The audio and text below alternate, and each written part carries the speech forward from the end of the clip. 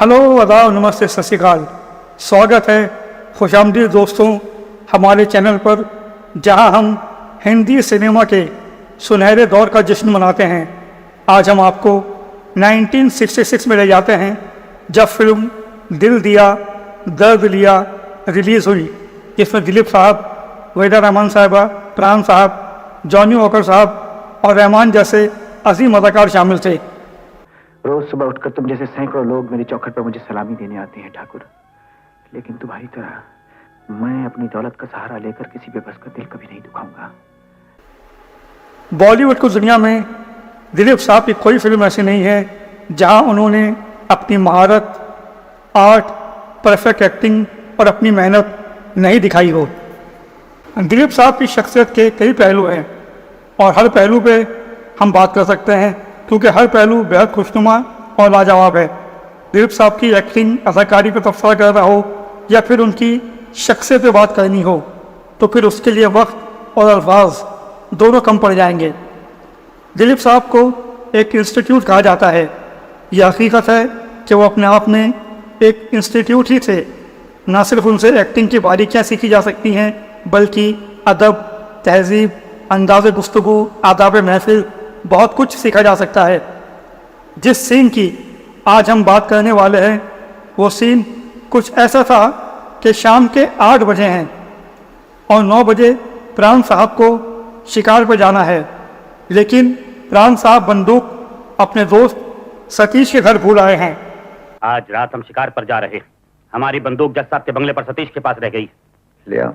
1 घंटे के अंदर 3 कोस का फासला है ठाकुर। दौड़ते हुए जाओ और दौड़ते हुए आओ। अब वो दिलीप साहब को हुक्म देते हैं कि जाओ सतीश के घर से मेरी बंदूक लाओ और अभी 8 बजे है, 9 बजे तक के वापस आ जाना। सतीश का घर 3 मील दूर है, यानी आना और जाना 6 मील। 6 मील दिलीप साहब को दौड़ना है। इस वक्त 8 बजे, ठीक 9 बजे हमें यहाँ से निकलना है। देर हुई तो ठोकरे मार कर निकाल दिए जाओगे।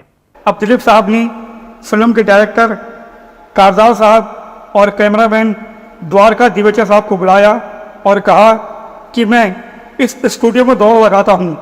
आपको बता दें कि इस सीन की शूटिंग कमालिस्तान स्टूडियो में हो रही थी और ये स्टूडियो काफ़ी बड़ा है। तो दिलीप साहब ने कारदार साहब और दिवेचा साहब से कहा, आप लोग लाइट्स ऑन और कैमरा रोलिंग रखिएगा। जब भागते भागते मैं पसीना पसीना हो जाऊं और मेरी सांस फूलने लगे, तब मैं फ्रेम में एंटर करूंगा और उखड़ी हुई सांस के साथ डायलॉग्स बोलूंगा। आप लोग शॉट ले लेना। और फिर दिलीप साहब ने कमालिस्तान स्टूडियो में दौड़ लगाई।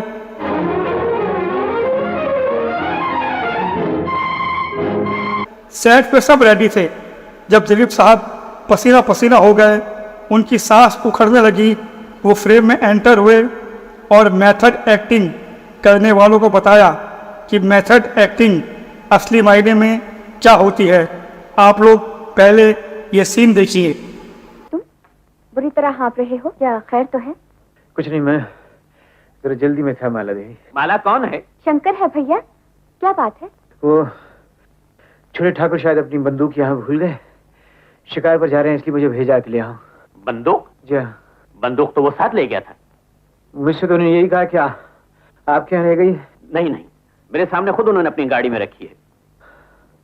अच्छा। ये सीन दिलीप साहब की अदाकारी के लिए उनकी बेमिसाल मेहनत की एक मिसाल है। उनकी हकीकत पसंदी और असलियत के अज़्म ने एक्टिंग में एक स्टैंडर्ड इस्टेब्लिश किया, जो आने वाली नस्लों को, अदाकारों को इंस्पायर करेगा, मोटिवेट करेगा, उनकी हौसला अफजाई करेगा। तो दोस्तों, अगली बार जब आप दिल दिया दर्द लिया देखें, याद रखें दिलीप साहब ने हर सीन को यकीनी बनाने के लिए कितनी मेहनत की है। ये चीज़ें उन्हें थेस्पियन मेथड एक्टिंग का बाप बनाती हैं, यानी father of method acting. Her film में उनकी मेहनत से आने वाली नस्लें, जनरेशन्स बहुत कुछ सीखेंगी। उनकी विरासत हमेशा कायम रहेगी, उनकी शख्सियत हमेशा कायम रहेगी। और लोग अक्सर सोचते हैं एक इंसान में इतनी खूबियाँ कैसे हो सकती हैं। यही वजह है कि वो the one and only Dilip साहब हैं।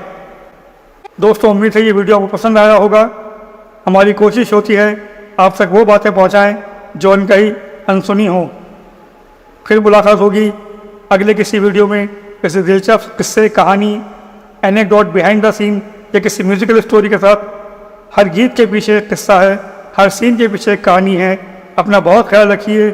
Thanks for watching, take care, see you soon.